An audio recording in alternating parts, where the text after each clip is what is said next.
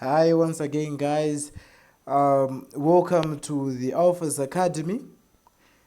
I'm going to look at A-level chemistry, AS and A-level chemistry Cambridge, or A-level ZIMSEC. By the way, my name is Tafaz Wazinzo, and I will be taking you for chemistry. This is chemistry A-level. I'm going to start with the basics, but how I'm going to tackle chemistry is a bit different from how I am going to tackle a lot of subjects, or how I have tackled a lot of subjects. For chemistry, there are those topics that we should look at first before we look at the other topics, which I'm going to do for the purposes of enhanced understanding. Now, let us begin on atoms, molecules, and stoichiometry. Now, we all know the definitions of atoms, the definitions of molecules, and stoichiometry. Now, I would like us to look at some definitions, the likes of relative atomic mass. It is the average mass of an atom of a given element relative to 1/12 the mass of an atom of carbon-12. Relative isotopic mass, it is the average mass of an atom, the average mass of an isotope of a given element relative to 1/12 the mass of carbon-12. Relative molecular mass, it is the average mass of a molecule of a given substance relative to 1/12 the mass of carbon-12. Relative formula mass, it is the average mass of one formula unit of the given compound relative to 1/12 the mass of carbon-12. A mole is best defined as the amount of substance that contains 6,02 times 10 to the power of 23 particles.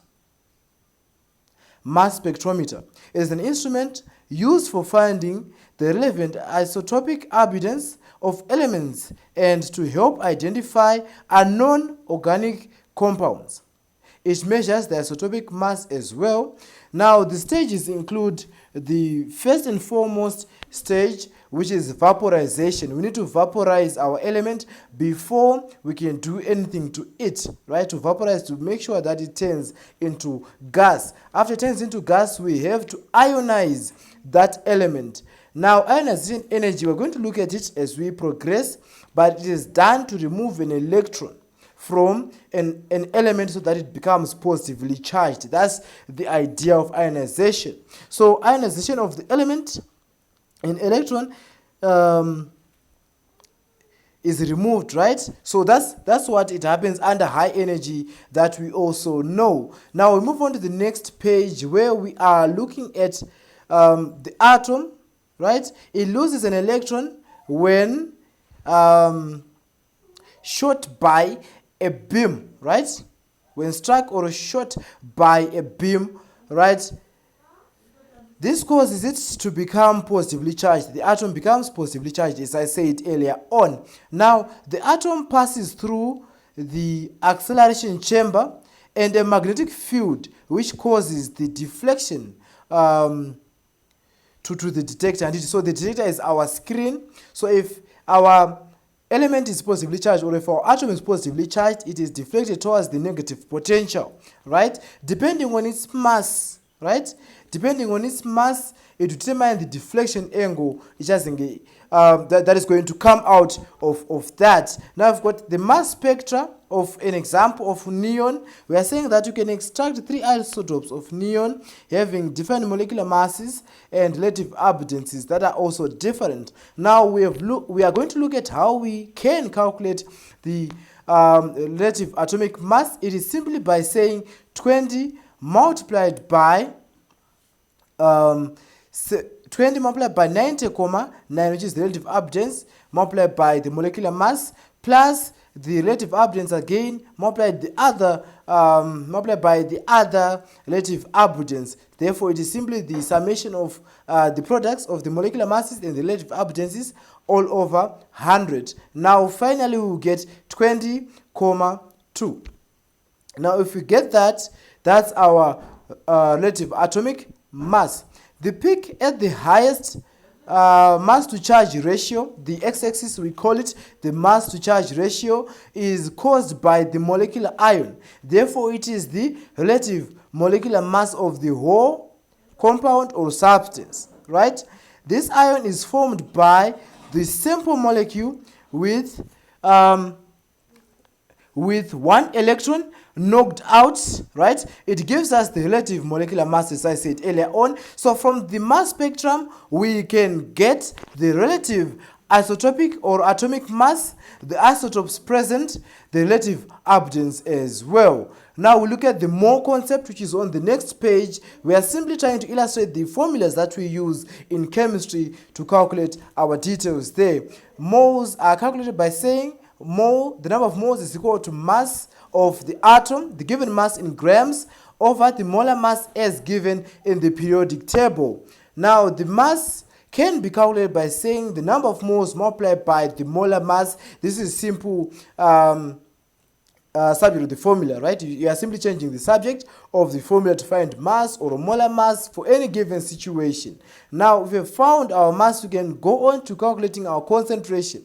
Concentration is measured in moles per cubic decimeters or grams per cubic decimeters. If it's moles per cubic decimeters, they are simply saying concentration is equal to number of moles over volume in cubic decimeters. By the way, 1000 cubic centimeters is equal to 1 cubic decimeter. You should always know this before you enter an examination. Now, concentration, where we want it to be in grams in cubic decimeters, is equal to mass over volume in cubic decimeters.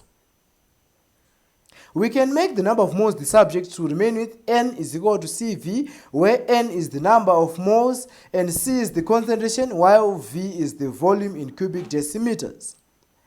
We can also calculate percentage yield, which is simply equal to the experimental mass of product over the maximum possible mass of product multiplied by 100. That's the percentage yield.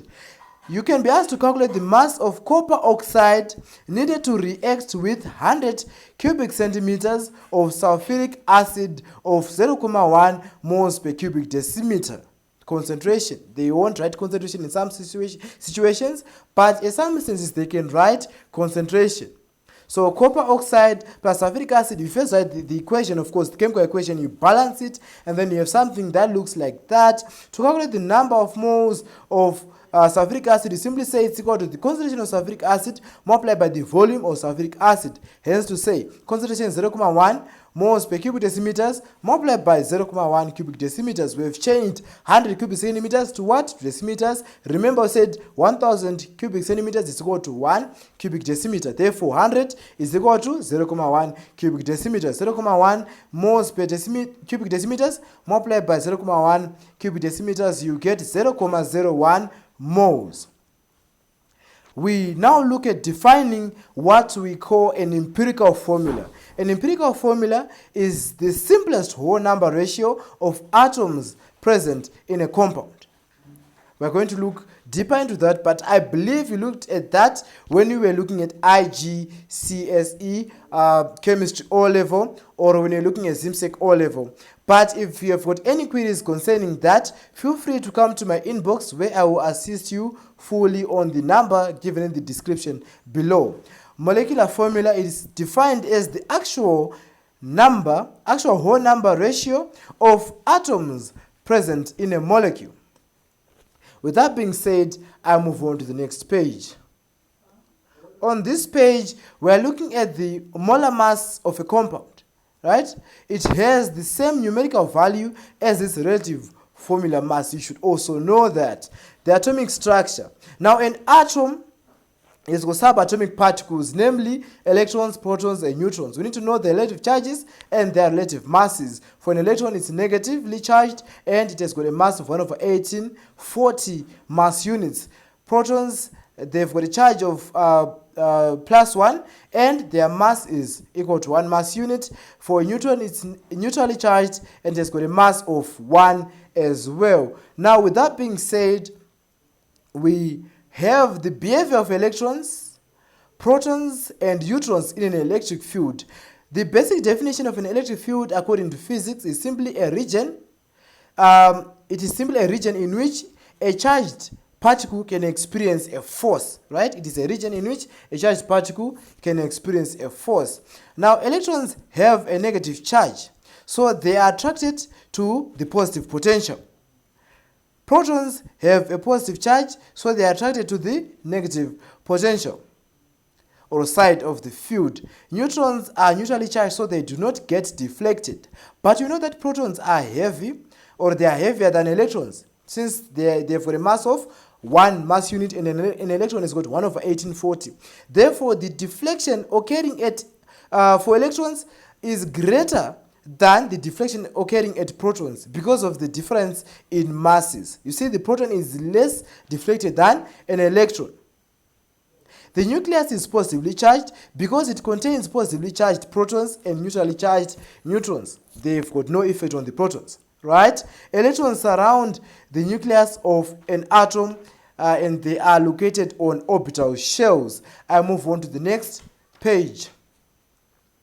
On this page, we are looking at isotopes. So I'm going to first of all define what an isotope or what isotopes are. They are basically atoms of the same element with the same atomic number and different nuclear number or different number of neutrons.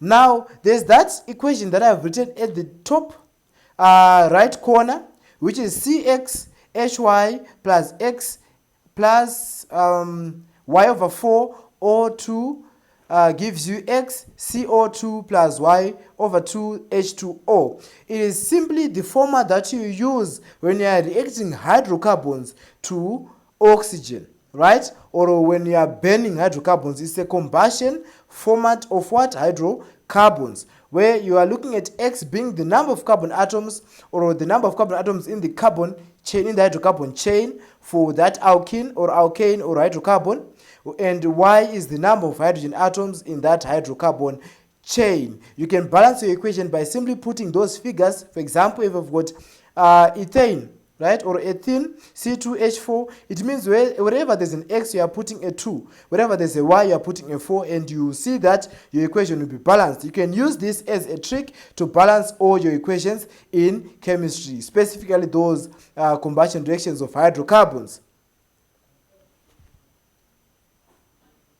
An example or examples of isotopes include chlorine 35 and chlorine 35.5 and chlorine 17. Electrons within atoms occupy fixed energy levels. The energy of an electron in an atom is quantified or quantized. The electron may have only certain energies, right? Energy levels with the same principal quantum number are in the same shell. We will get deep into principal quantum numbers in a short while. Energy levels are called an orbital, right, or a shell. That's an energy level. The principal quantum number defines the energy of the electron in a given shell. Ground state is defined as the lowest energy state for an atom or for the atom. Orbitals are subshells or atoms. Principal quantum number represents a shell, right? Orbitals are represented by quantum numbers. We are going to go deep into this, and then I'm also going to look at the reason why if we draw electrons in an orbital, they seem to be facing opposite directions. It's because electrons have got a similar charge, therefore they repel. When they repel, they go in opposite directions. A shell is a group of orbitals of similar radial distributions. An orbital is a region of space in which there is a high probability of finding an electron. Right? So with that being said, we said finding an electron or the position of the electron, right? There are numbers called quantum numbers which represent orbitals, e.g. S, P, D, and F. These are orbitals. The S orbitals are spherical. I have drawn a 1s orbital and a 2s orbital. They are just simple circles that you can draw when asked to draw an s orbital. We look at p orbitals. They are dumbbell shaped. They look like that as shown on our diagram there. Now, with that being said, we can look at that statement that is saying that an axis can hold a maximum of 2 electrons, or an orbital can hold a maximum of 2 electrons. Now orbitals lie in the axis called the x, y, and z axis according to what you know about the third dimension. Each orbital has a certain maximum number of electrons which it can hold. The p orbital can hold 6 electrons, the s orbital can hold 2 electrons, the d orbital can hold 10 electrons, the f orbital can hold 14 electrons. By the way, I want you to research on the structures of the d and the f orbitals. The principal quantum numbers, e.g. n is equal to 1, 2, 3, etc., are used to denote the shells of electrons in atoms. S subshells contains orbitals, right? P subshells contain also these orbitals that we are talking about, electronic structures. 3p5, it simply means that there are 5 electrons in the p orbital of the third quantum number, or a third shell from the nucleus. For example, if I've got calcium 20, we know that from ordinary level, we're saying that the electronic configuration is 2, 8, 8, 2, where the first 2 is representing 1s2, meaning 2 electrons in the first s orbital, 2s2, 2p6, meaning 2 electrons in the s orbital of the second quantum number, and 6 electrons in the p orbital of the second p orbital. We look at 8, that's 3s2, 3p6, but don't get to 3d yet before we go to 4s. The reason why we go to 4s is because that the s orbital of the fourth quantum number requires a lesser amount of energy for it to accumulate or have an electron as compared to the 3d orbital. That's why we write 4s orbitals before we write 3d orbitals. There is that chain there from 1s to 2s, 2p, 2p to 3s, 3p, 3p to 4s, 3d again. So from 4s you come back to 3d, you fill in the electrons before you go to 4p, 5s, 5s to 4d, 4d to 5p, 5p to 6s, 6s to 4f, 4f to 7s, 7s to 6p to 5d, and so on. Now, I've shown the principal quantum number, the number of electrons, and then the subshell as shown there.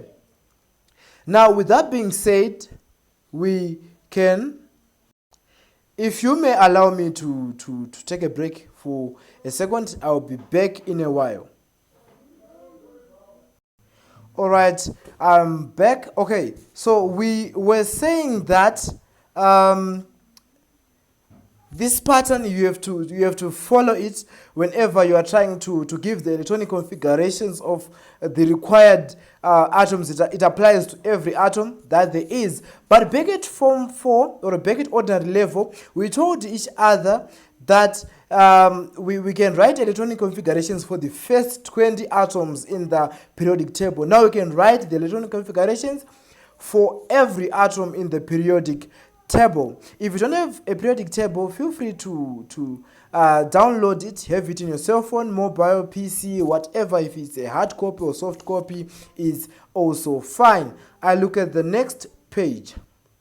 Now on this page, we are specifically looking at ionization energy, right? We are looking at ionization energy, and then we are saying that it is simply the amount of energy required to remove 1 mole of electrons from 1 mole of gaseous atoms. These are keywords that you should always mention. 1 mole of electrons from 1 mole of gaseous atoms of an element to form a positively charged ion, as shown by that equation of sodium, which is vaporized. As you can see from that equation, sodium is in its gaseous state, right?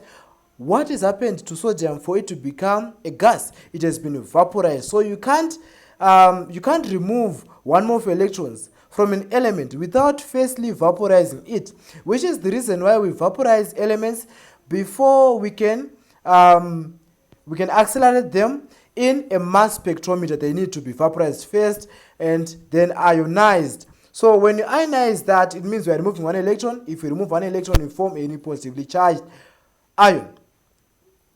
Factors influencing ionization energy include the size of nuclear charge. As the atomic number increases or the proton number increases, the positive nuclear number or charge increases as well.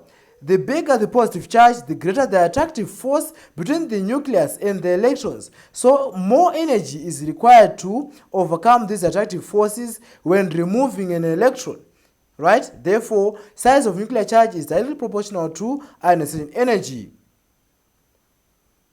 Ionization energy increases across the period because the proton numbers are also increasing across any given period. Shielding effect. Electrons in full inner shells repel electrons in outer shells. Full inner shells of electrons prevent the full nuclear charge being felt by the outer electrons. They are greedy. They take the nuclear charge to themselves and deny the outer electrons from receiving that nuclear charge in or as a complete version. So when this happens now, the outer electrons prone to having that weakness of being easily removed because they're experiencing a lesser nuclear charge. This is due to the radius between the nucleus and that portion of that electron that we want to remove. As it increases now, the ionization energy decreases. Right? So the greater the atomic radius, the lesser the ionic energy, or the greater the shielding effect, the lesser the ionic energy. We look at an example of period 3 of sodium, magnesium, aluminium, silicon, phosphorus, sulfur, chlorine, and argon. They've got different ionization energies. If you look at the periodic table, it says so. Now, there are points that we're going to look at as we progress from this page. I believe it's immediately after this page where we're talking about certain stuff, right? Now, electron repulsion. These are factors that accumulate from the fact that electrons have got a similar charge. So if electrons have got a similar charge, they are prone to repel against each other. If electrons are fighting already, it makes it easy for us to remove one electron from the couple, right? Because they're already fighting, they are pushing each other away, isn't it? It's like a relationship. If people are fighting a relationship, if a third person comes into that relationship to take one of the two, in that relationship it is easily done because the couple is already fighting. Now we look at the reasons why. If you look at magnesium and aluminium, magnesium has got 736 kilojoules for its ionization energy, but aluminium has got 577 ionization energy. But we say that ionization energy increases as we move across the period. Why is it that from magnesium to aluminium there's a drop, right? And then that drop, we call it an irregularity. Now there are many ways of explaining that. You can first of all try to express magnesium and aluminium as in the form of their electronic configurations, right? For magnesium, I know I've got 12 protons, therefore it's 1s2, 2s2, 2p6, 3s2. We now have got how many? 12, right? And then for aluminium, we've got 13, therefore it's 1s2, 2s2, 2p6, 3s2, 3p1. Now that difference, there's a difference if you write it down. Go ahead and write it down. For magnesium, I said 1s2, 2s2, 2p6, 3s2. That makes 12 electrons. For aluminium, I've said 1s2, 2s2, 2p6, 3s2, 3p1. Right? If you write that, you find that aluminium has got an electron in the p orbital. Right? A p orbital is more distant from the nucleus as compared to an s orbital of the third quantum number.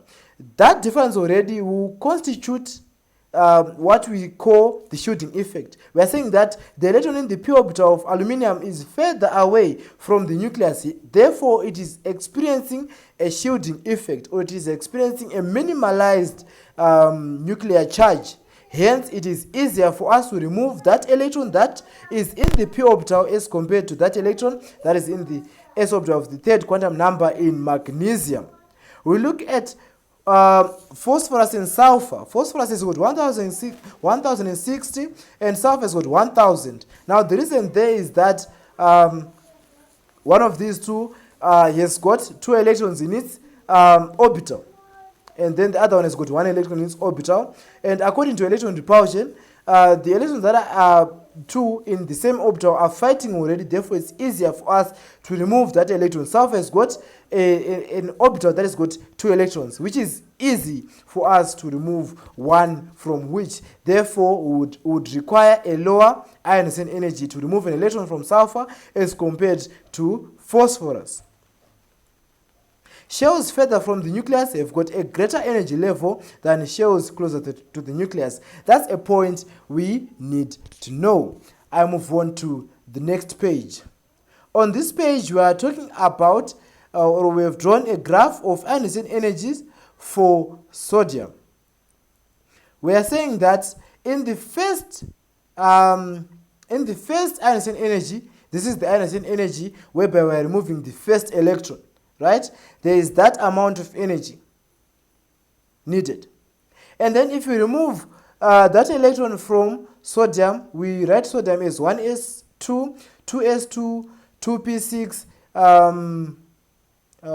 there's 3s1 now. If we remove that 1 electron from the s orbital, it will require less energy. And then now, as we have got sodium plus ion, it has got an electronic configuration of 1s2, 2s2, 2p6. Now this p orbital is further away from the nucleus, therefore it's got a greater shielding effect. Hence you would notice a jump in ionization energies, as you can see from those stars that I've drawn. The first star is lower than the second star, right, or the second point, and so forth. So it goes to infinity, and then this is how you explain the jump in ionization energies. You are simply looking at the orbitals. What is happening in the orbitals? It is either the electron repulsion effect, or the shielding effect, right? You can look at the nuclear charge, but then the shielding effect and the electronic repulsions or electron repulsion, they will do the magic for you. The energy required is different, right? This is because of the distance from the nucleus and the shielding effect, as I have just explained, of the other electrons. The last 2 electrons require a huge amount of energy, meaning the shell is closer to the nucleus and the force of attraction is also bigger. The middle 8 electrons has a gradual change of energy. This shows that they are in the same shell. As you can see now, there's that constant line that we've tried to draw there in the second shell. The first electron is easy to remove because of its distance from the nucleus and the shielding effect of other electrons. Now, I want you to write the electronic configuration of sodium, right? So it's selenium 3+, the ion of selenium, right, where we've removed 3 electrons. It is simply written as 1s2, 2s2, 3p6, 3s2, 3p6. Remember, we don't go to 3d6 before we go to 4s. So 4s2 there, 3d10, 4p4. Now, I want you to confirm if that is true. You download the periodic table, you look at selenium, look at the number of protons, you subtract by 3, since this is an ion of selenium, 3+. Now, there's that point that you need to know whenever you write your examinations. Copper and chromium behave in an exceptional way, right? If you are asked to write their electronic configurations, their s orbitals should always be half-filled. What do I mean by this? If we write copper, which has got 29 electrons, it is simply 1s2, 2s2, 2p6, 3s2, 3p6, 3d10, 4s1. You can have 4s1 before 3d10. That is the correct way. For chromium, we write 1s2, 2s2, 2p6, 3s2, 3p6, 3d5, 4s1. You need to have filled the s orbital before you can look at the d orbital. Remember, you write 4s1 first before you write 3d5 for chromium. Now, why is it that it's only copper and chromium that can have 1 electron in its s orbital and it's done, right? Why is it that? I want you to research on that one as well. they behave in an exceptional way. So if you're asked to give the electronic configurations of copper and chromium, that's how you can look at it, and that's how you can answer it. I want you to go and look deeply into electronic configurations. The next time we have a lesson in chemistry, I'll be moving on to chemical bonding. Thank you very much for attending today's lesson. Please don't forget to like and subscribe to our channel, right? You can also pass your comments in the comment section below, where I'll be able to respond to you quickly, or you can inbox me on my WhatsApp number, which is +263 778 825 242. Thank you very much once again for watching this video. I hope you have learned one or two things. Please stay tuned and watch our videos. Don't forget to like and subscribe. Thank you very much.